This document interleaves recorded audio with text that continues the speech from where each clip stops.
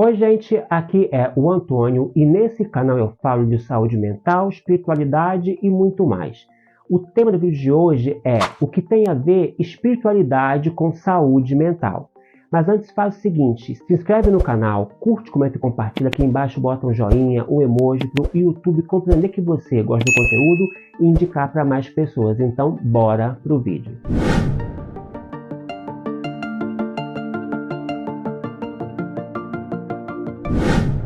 Olha, gente, fazer um paralelo entre saúde mental e espiritualidade tem mais a ver do que parece. Porque antigamente as pessoas somente tratavam a saúde mental do ponto de vista espiritual. Era como se qualquer coisa que tivesse ligado à mente das pessoas automaticamente fosse colocado do ponto de vista espiritual, alguma possessão maligna, alguma doença espiritual, na qual as pessoas buscavam auxílio não a médicos ou profissionais qualificados. Eram pessoas ligadas ao ocultismo, ou então algum xamã, ou então alguém de alguma religião. Era muito focado na questão religiosa e os pacientes de transtornos mentais ficavam muito negligenciados porque enquanto a medicina ela avançava em outros aspectos, a parte do campo mental ficava defasada, porque a pessoa ela não tinha acesso a um tratamento digno e qualificado. O paciente mental, gente, na Idade Média, era tido como endemoniado. Ele era aquela pessoa que estava ali com a possessão maligna, estava ali porque já tinha ele como sendo culpado por alguma coisa que ele fez, como se fosse um castigo, uma maldição, e ele não tinha acesso à ajuda, a tratamento. Era uma época de ignorância que se repetiu e se perpetuou durante muitos anos. Até hoje existem lugares e religiões que falam que a pessoa, quando está num lugar e fala que tem uma doença, muitos falam para jogar o remédio fora. Olha que absurdo.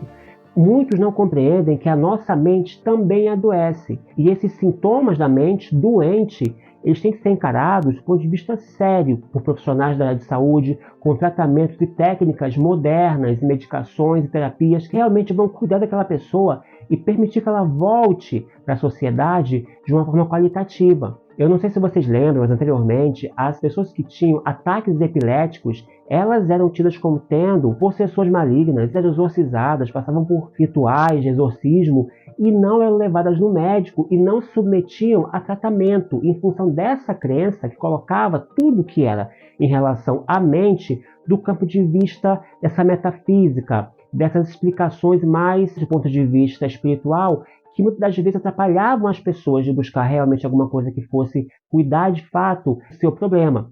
Sendo assim, essas coisas vão mudar após o século XVIII, XIX, com a inserção de estudiosos, de grandes nomes como, por exemplo, Filipe Pinel. Depois nós temos Freud também, mas outros grandes médicos, pessoas do campo da mente, começaram a colocar, sim, as questões mentais no ponto de vista científico e médico, como qualquer outra manifestação que tivesse no corpo humano. Então, se os demais sistemas respiratórios, por exemplo, digestivo, eles adoecem, por que o nervoso também não adoeceria?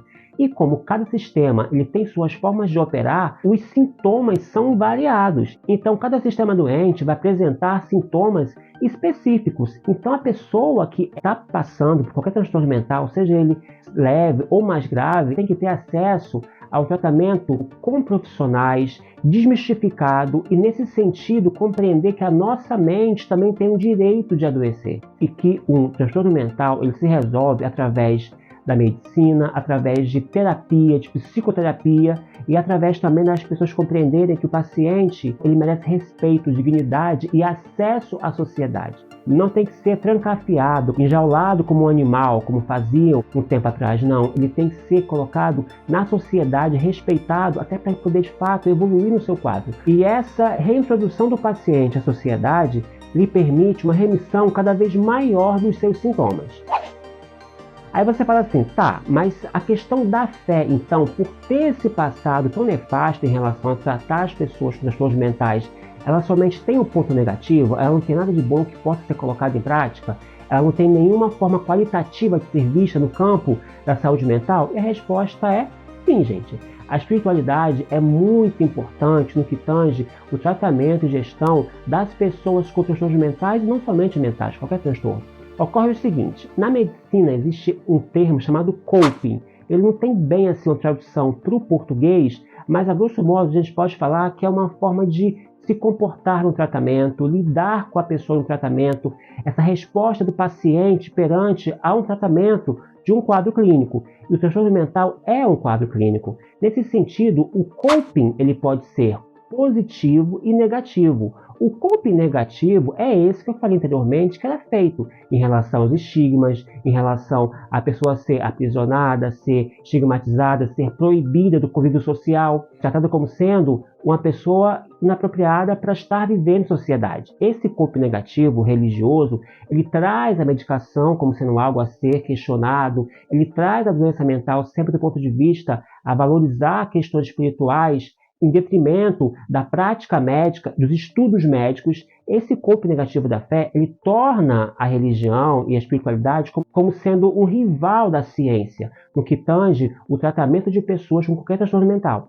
Torna para o paciente muito mais difícil a sua recuperação, porque a nível espiritual ele não está sendo bem atendido. E a pessoa que está ali por trás desse lugar que ele frequenta, ou então desses fazeres espirituais, muito mais atrapalha que ajuda.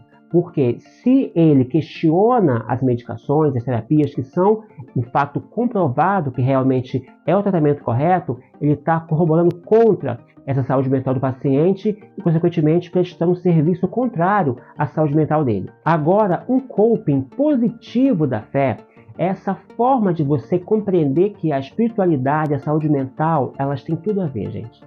A pessoa que tem acesso a um ambiente espiritual, a um ambiente religioso que acolhe ela e também as suas questões mentais e dá para ela esse respaldo, tanto do seguinte, dela saber que ela pode, de forma total, se submeter ao tratamento médico, às medicações, às terapias, mas também no seu campo religioso ser atendido e bem quisto e bem tratado por essas pessoas ali que não vão tratar a questão da medicina como sendo um rival para o seu conhecimento, não, elas vão aliar forças. Trazer para o paciente a noção da espiritualidade, da meditação, ou então uma religião que torne ele capaz de se fortalecer espiritualmente falando. Então, nesse sentido, um exemplo da meditação budista é uma forma que a pessoa tem de conseguir, através dessa filosofia, se conectar com algo superior que vai permitir ter paz, calma e saciedade juntamente com a prática médica. Outras religiões também podem fazer isso com as suas orações, com seus retiros, com seus fazeres, que colocam aquela pessoa ali do ponto de vista espiritual também, buscando uma evolução, sempre aliada com a medicina, compreendendo que a medicina e as demais terapias, elas são extremamente importantes e de forma alguma rivalizam com o campo espiritual. Juntando tudo isso no combo mais que positivo, que vai facilitar e muito o tratamento desse paciente e, consequentemente, o seu restabelecimento, porque a pessoa vai ter ali, em vários aspectos, formas de se resolver, de ser aceita, tudo em prol dessa saúde mental, dessa saúde psíquica do paciente, porque a pessoa que consegue, de fato, essa união dessas várias esferas, se desenvolver nessas várias esferas em relação à saúde mental e à espiritualidade, cada vez mais demonstram as pesquisas que ela consegue se resolver mais rápido e ter um pronto restabelecimento muito melhor. Então, gente, esse foi o tema do vídeo. É bem complexo, tem muita informação.